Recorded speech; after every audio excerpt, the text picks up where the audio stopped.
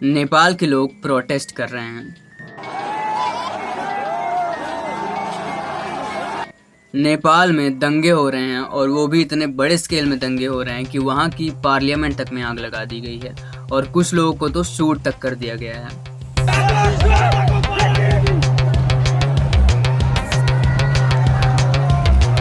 ये नेपाल के यूथ का गुस्सा है करप्शन के अगेंस्ट।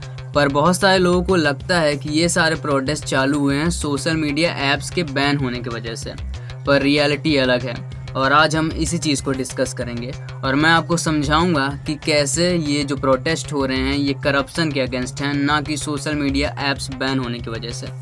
हेलो, मेरा नाम है Kartik and welcome to Kartik concept. सबसे पहले तो ये क्लियर करना ज़रूरी है कि बहुत सारे लोगों को लगता है कि नेपाल में प्रोटेस्ट सोशल मीडिया ऐप्स जैसे कि व्हाट्सएप, फेसबुक, इंस्टाग्राम और एक्स वगैरह बैन होने की वजह से शुरू हुए हैं, लेकिन ऐसा नहीं है। नेपाल में प्रोटेस्ट पहले से ही चालू थे, लेकिन जब ये सोशल मीडिया ऐप्स बैन हुए तब ये प्रोटेस्ट बहुत बड़े स्केल में होने लगे और इसको इंटरनेशनल और नेशनल मीडिया की बहुत ज़्यादा कवरेज मिलने लगी। पर अब सवाल आता है कि आखिर नेपाल की गवर्नमेंट ने इन सारे ऐप्स को बैन क्यों कर दिया।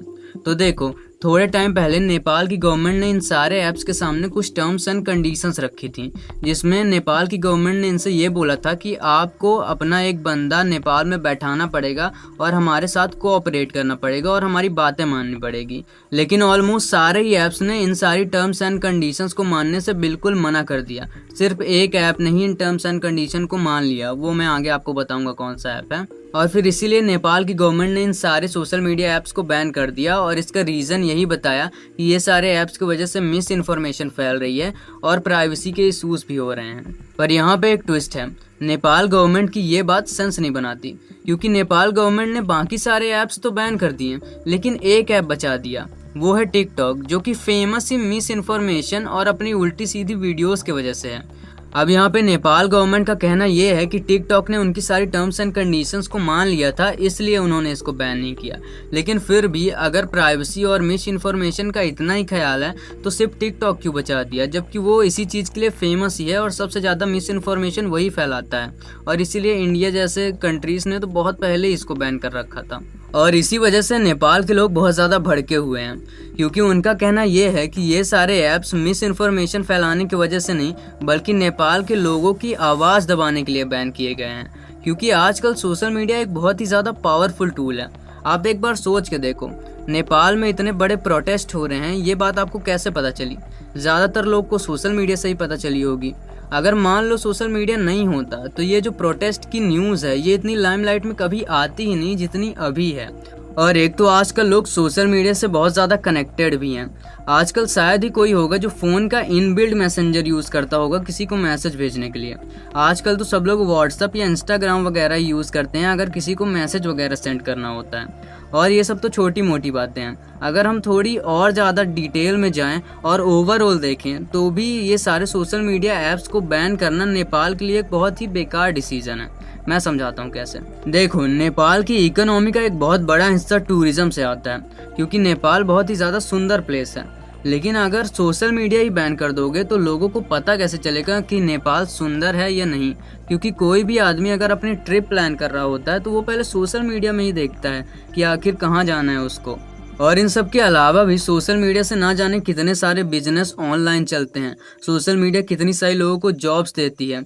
और अगर मान लो कोई आदमी अपनी टी शर्ट वगैरह फ्लिपकार्ट में लिस्ट करेगा तो वो कस्टमर कहाँ से लाएगा? सबसे बेस्ट तरीका तो अपनी मार्केटिंग करने के लिए सोशल मीडिया ही है। वो सोशल मीडिया में कहीं पे ऐड चलाएगा, कस्टमर्स उसको देखेंगे, फिर सामान खरीदेंगे और नेपाल की इकोनॉमी ग्रो होगी। अब ये सारी बातें सुन के अगर आपको ये लग रहा है कि प्राइवेसी ज़्यादा इंपॉर्टेंट है और नेपाल की गवर्नमेंट ने ये सारे ऐप्स इसीलिए बैन किए हैं क्योंकि ये सारे ऐप्स फॉल्स इन्फॉर्मेशन प्रमोट कर रहे थे, तो मैं आपकी बात से सहमत हूँ। लेकिन आखिर नेपाल की गवर्नमेंट ने टिकटॉक को बैन क्यों नहीं किया, जबकि उसका नाम सबसे ज़्यादा ऊपर आता है ऐसी मिसलीडिंग इन्फॉर्मेशन को प्रमोट करने के लिए?